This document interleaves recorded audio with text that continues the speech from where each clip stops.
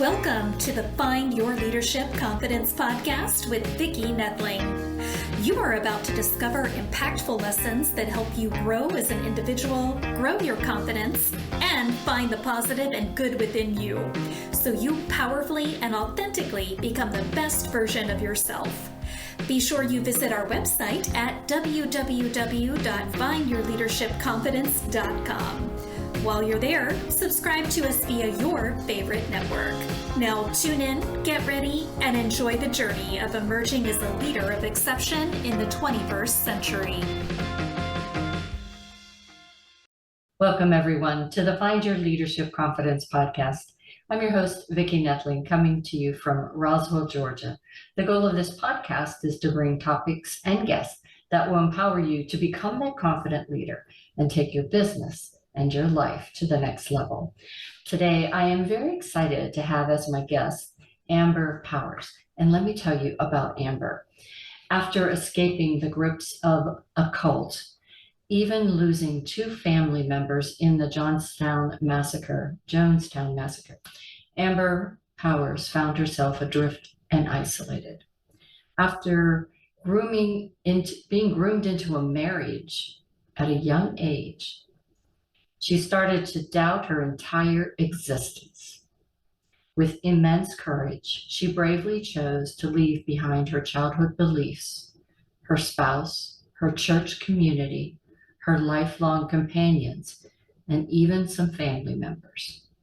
Amber is a shining example of resilience and strength. She dared to dismantle the falsehoods she once embraced as truths and emerged a successful entrepreneur who is dedicated to helping others bravely embrace their voice and their purpose, regardless of their past. Amber Powers is both the president of Powers Digital Marketing and the founder of Shop From Her, a startup intended to cause consumers and businesses to consciously choose to buy or hire from a woman-owned business. She has over 22 years of marketing experience and has successfully led her marketing firm, specializing in creating and nurturing ethical influencers since 2014. Amber is available for speaking engagements as well.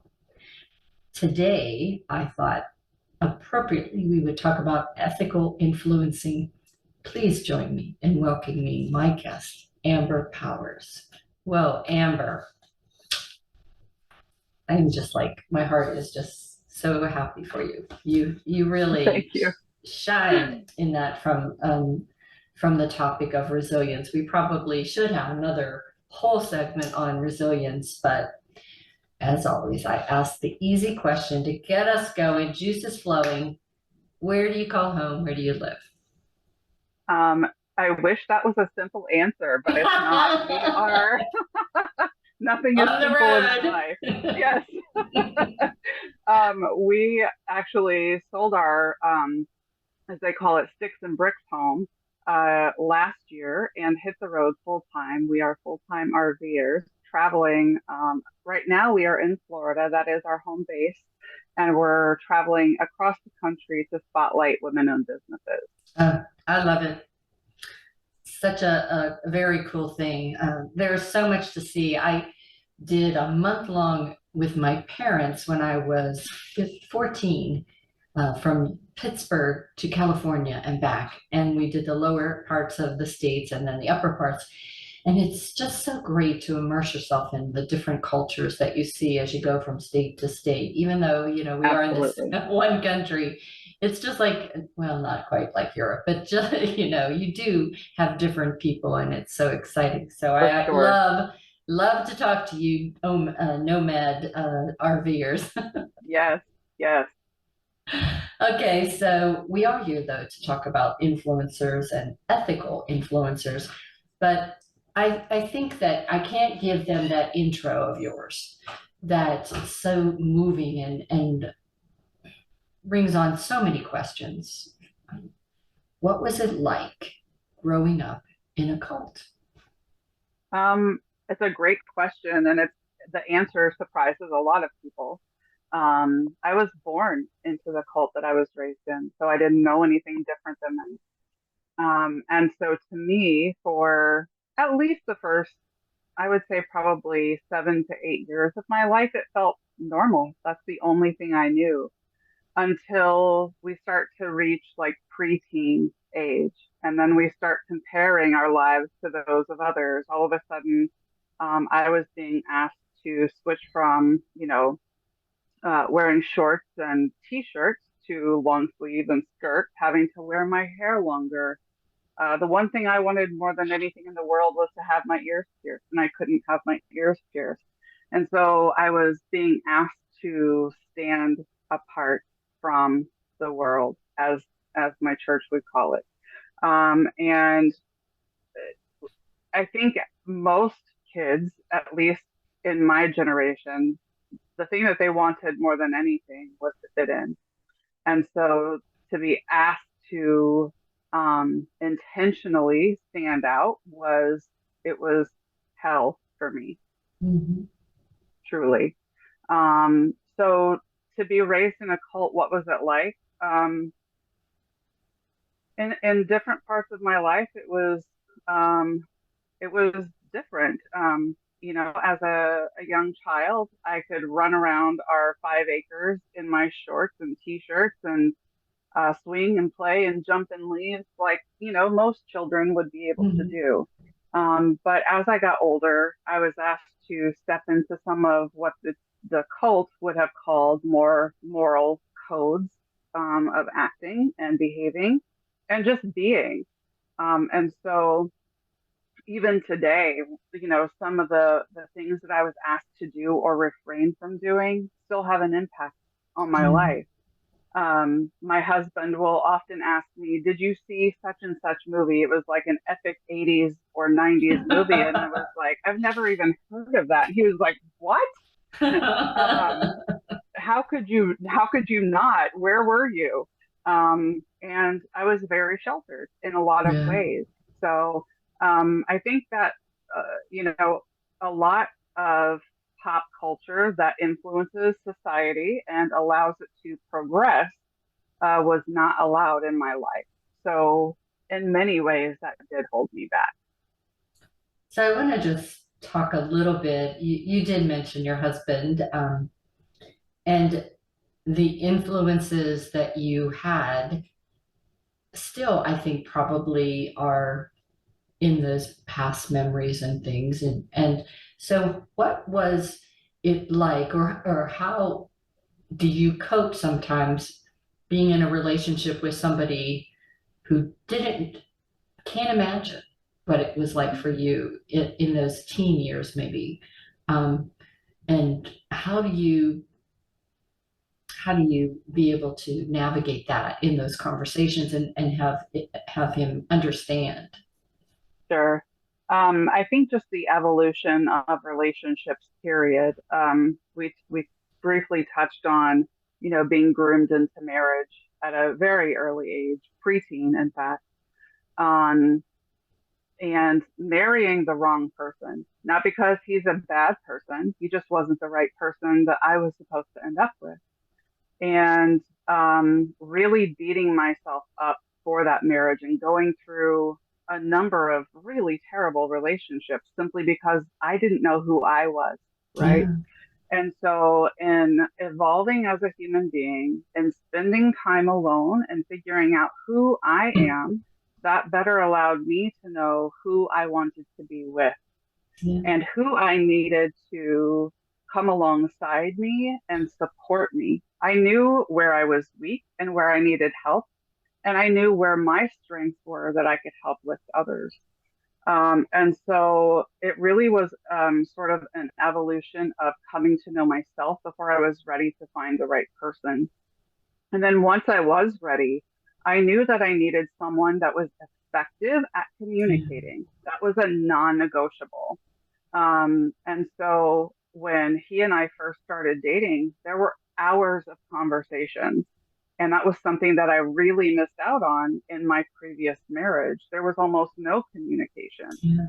Yeah. And so having someone that could both listen and talk, effectively communicate, it was like a breath of fresh air. I felt Mm. like I was finally being seen and heard, and could also use my skills of active listening, and really grow with that person. So those skills of him being able to just sit back and listen, um, and seeing his genuine reactions to a life outside of his own, I really didn't understand how differently I was raised in comparison to other people until I really got to see his reactions firsthand and raw.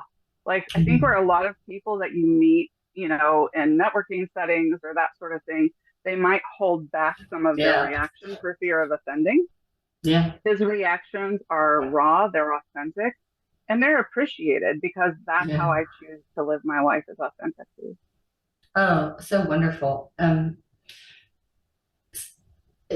I think that the question that comes to mind too is what influenced you, moved you to leave the cult, to change your Um, life? That has to be a yeah, scary thing. That had to be a scary yeah, thing. yeah. I would say the biggest catalyst, when I was married the first time, I finished my degree.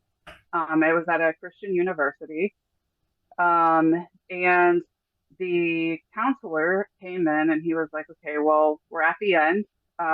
You do still have some humanities that we need to finish up that you can test out of. Here are your options: intro to business ethics, intro to world religions. And so I selected intro to world religions. And I'll never forget when I actually came in and sat down and took the test, he said, Amber, I've got to ask you, all of your peers chose business ethics. What made you want intro to world religions? And I said, well, I'm in university to learn, right? And he said, yes. And I said, I already know everything I need to know about ethics. I don't know anything about other world religions. I wasn't allowed to study them. It Mm. was absolutely forbidden.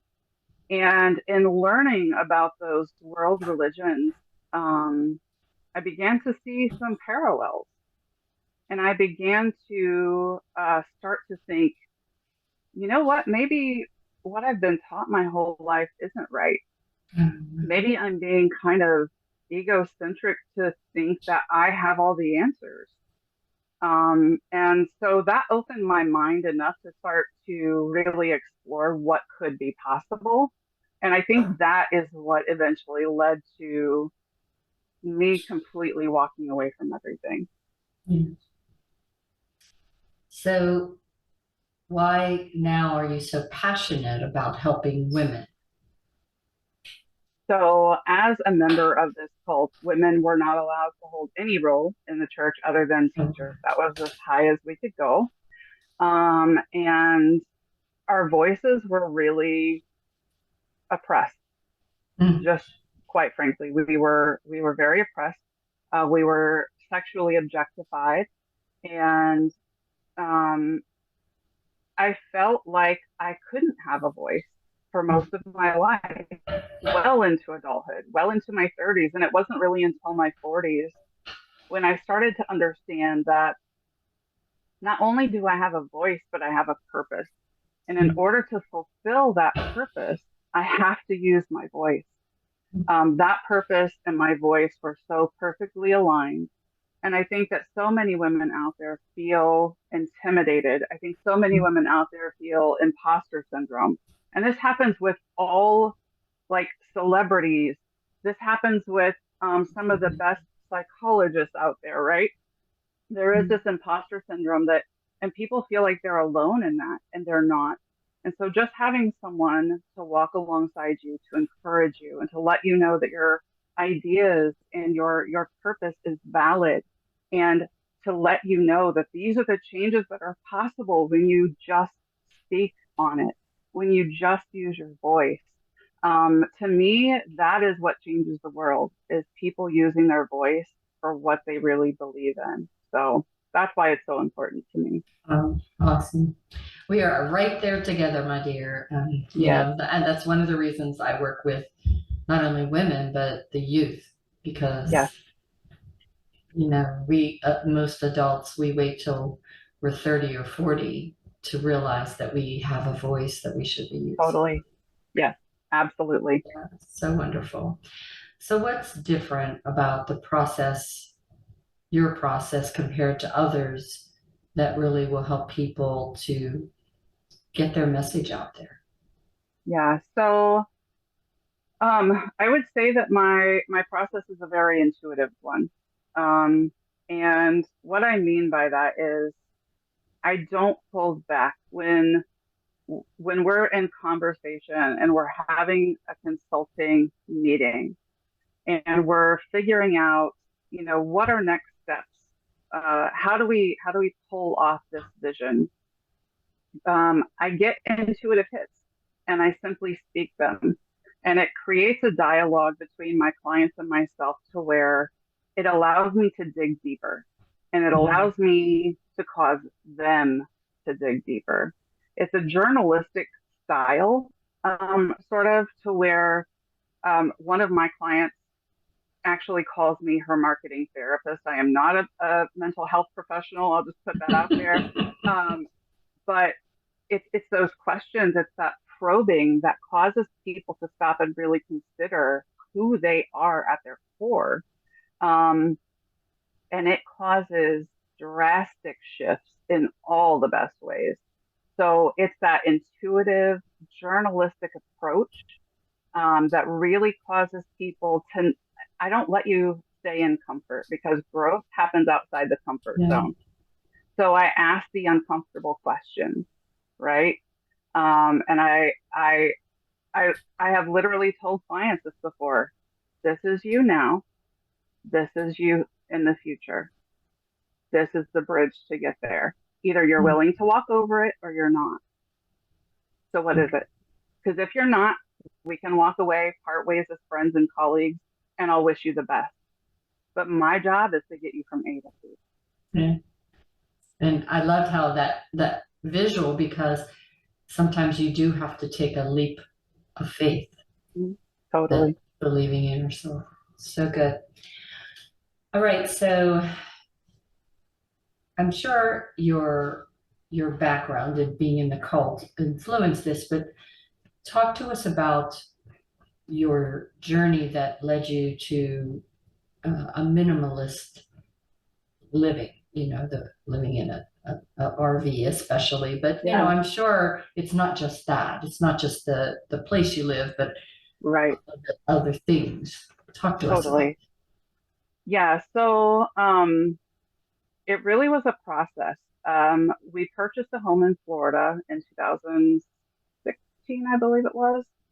Um, and a couple of things happened at around the same time. Number one, my husband got very much into gardening and raising our own food.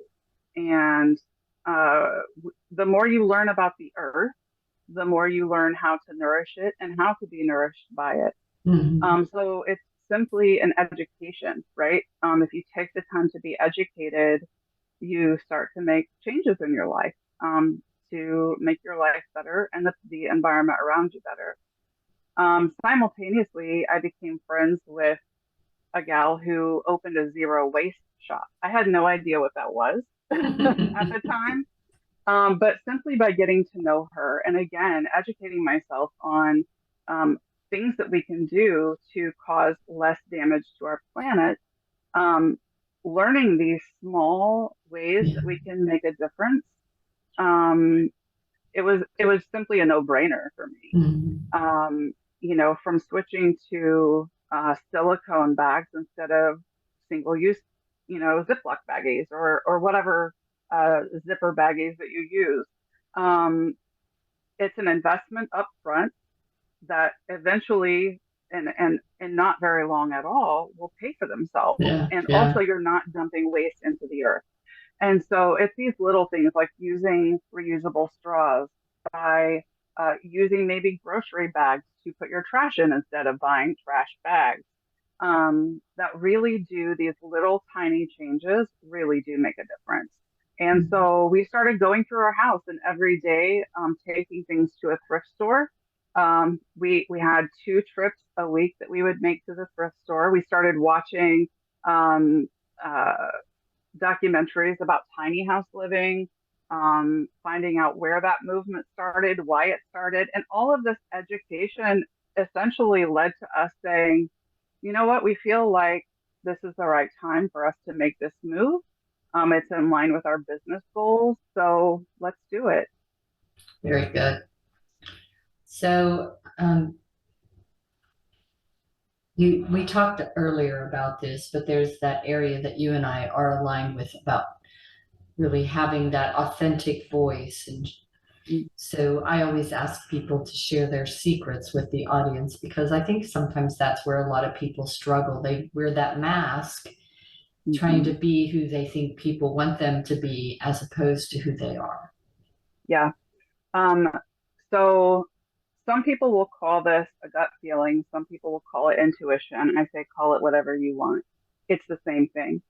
Um, if someone asks you to behave a certain way, if someone asks you to show up in a particular way that you feel in your gut, you literally can feel something that says, this doesn't quite feel right. And oftentimes we'll override it. We'll be like, oh, it's fine. It's just for a few hours. Oh, it's fine. We only see them once a year. Oh, it's fine until, oh, it's fine becomes the way you live. Yeah. Right? You're living an entirely different identity than who your gut, who your spirit tells you you are. Your body is an instrument. Listen to it. That's how I feel aligned. If my gut tells me no, the answer is no. I will say it kindly the first time.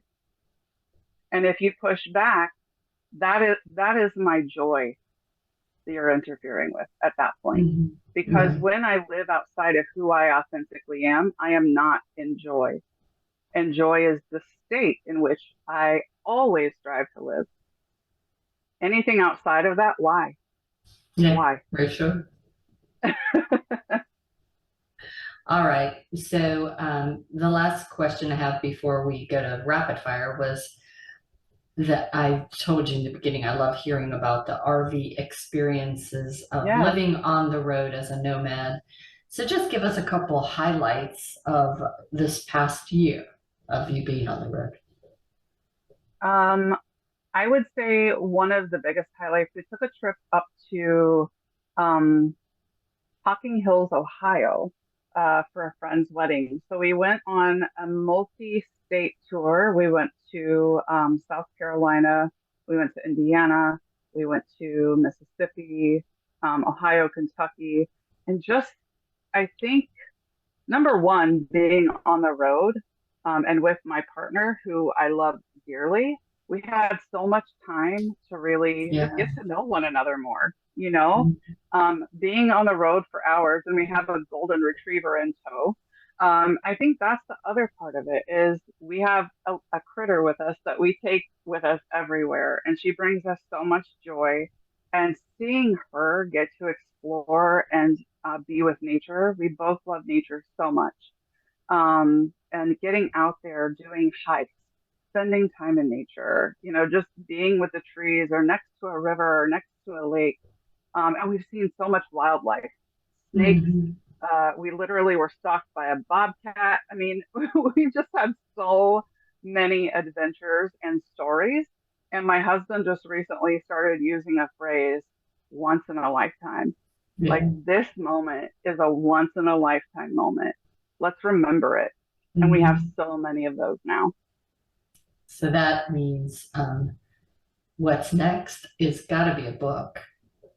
That would be awesome. So that was one of my rapid fire questions is, with this life that you live, your past, your present, and your future, I would love to see a book on that. So talk to us about what you're doing. Yes. So in March, we are slated to publish my book, March 12th, actually.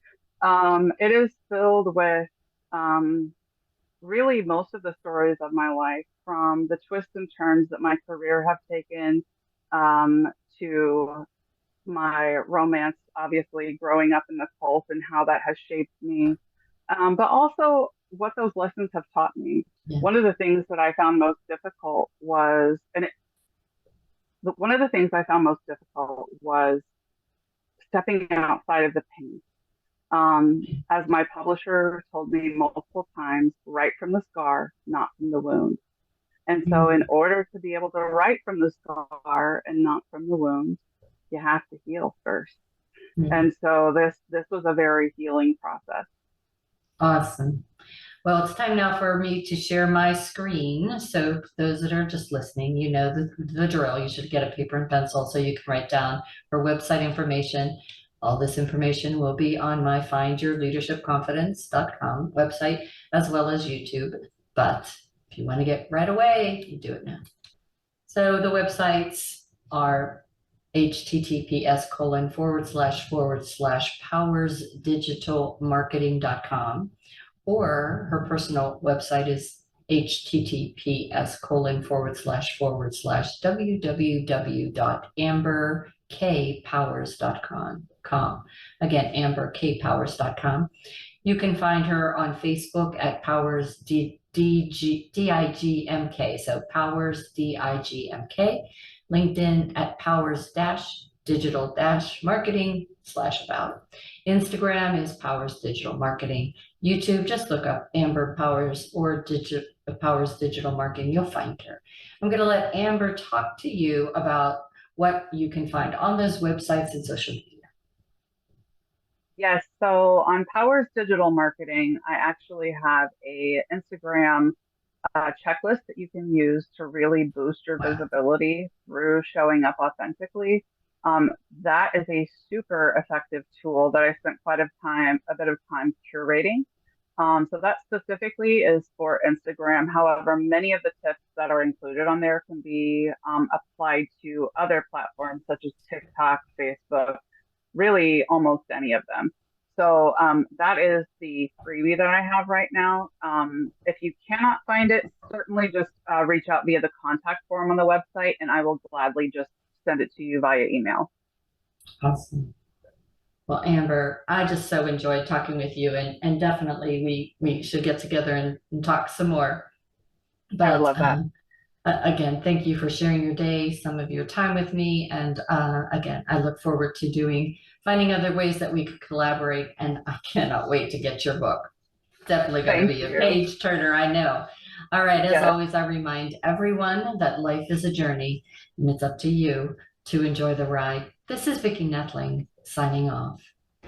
Thank you for tuning into the Find Your Leadership Confidence podcast with Vicki Noethling, where we share impactful lessons that help you grow as an individual, grow your confidence, and find the positive and good within you so you powerfully and authentically become the best version of yourself. Remember to visit our website at www.findyourleadershipconfidence.com and enjoy even more great episodes like this one. Again, while you're here, subscribe to us via your favorite network. We look forward to seeing you next time on the Find Your Leadership Confidence podcast.